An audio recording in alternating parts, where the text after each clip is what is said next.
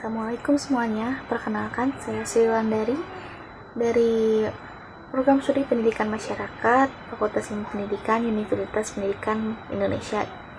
Nah, pada video ini tuh akan membahas mengenai pelatihan multimedia gitu untuk membekali para penonton ataupun peserta dengan keterampilan multimedia yang penting untuk komunikasi pada era yang serba digital ini gitu. Keterampilan multimedia juga itu sangat penting untuk meningkatkan skill komputer di zaman saat ini. Nah, untuk itu kita lanjut ke video-video pembelajaran lainnya ya. Bye-bye. Halo, pada kesempatan kali ini kita akan membahas mengenai kompetensi dasar multimedia.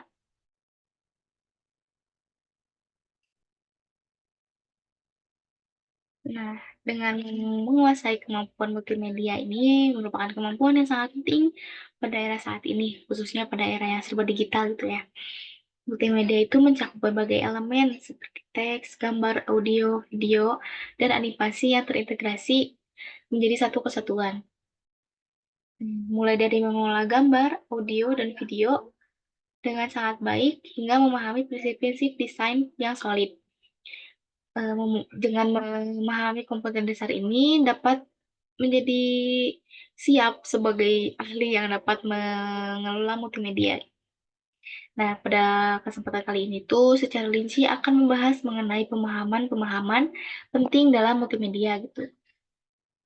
Pemahaman-pemahaman elemen ini tuh secara mendalam akan membantu membuat keputusan yang tepat dalam merancang proyek multimedia. Juga dapat mengintegrasikan berbagai komponen dengan baik sehingga menghasilkan pengalaman yang menarik bagi pengguna multimedia. Nah, selanjutnya kita langsung aja ke pemahamannya ya. Nah, berikut ada sharing share screen yang akan dibahas pada kesempatan kali ini gitu ya. Konteksnya tuh apa aja sih yang akan dibahas pada kesempatan kali ini.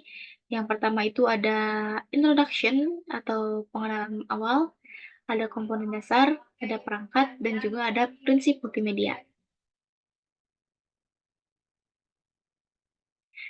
Nah, pada pengenalan kali ini tuh apa sih konsep dasar multimedia itu? Nah, konsep dasar multimedia itu sistem yang menggabungkan berbagai bentuk media seperti teks, gambar, audio, video, dan animasi untuk menyampaikan informasi atau hiburan.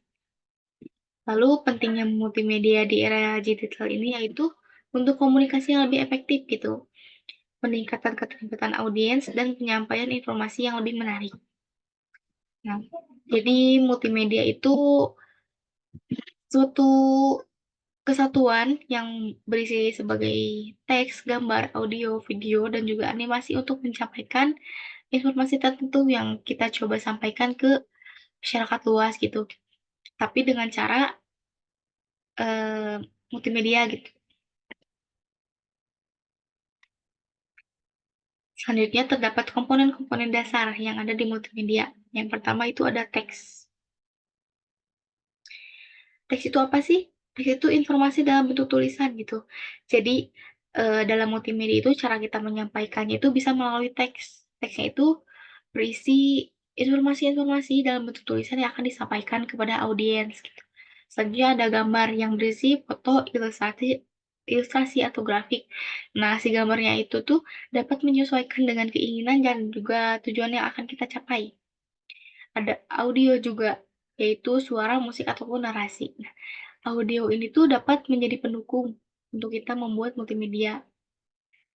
Lalu ada video, rekaman bergerak, film, atau animasi. Multimedia itu nggak cuma foto kayak poster dan lain-lain seperti itu ya. Dapat juga seperti sekarang ini menjadi media informasi melalui video. Animasi juga terdapat ke dalam komponen-komponen dasar multimedia. Selanjutnya ada perangkat dapat di multimedia. Pasti mungkin kalau ini teman-teman pasti udah pada tahu ya. Yang pertama itu ada perangkat keras dan juga perangkat lunak.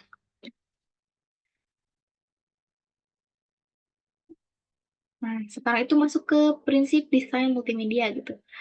ada konsistensi atau keseragaman dalam penggunaan warna, font, dan tata letak. Jadi, pada saat kalian membuat suatu desain dalam multimedia, kalian harus sudah menentukan warna, font, dan juga tata letak yang akan dipakai dari awal sampai akhir gitu.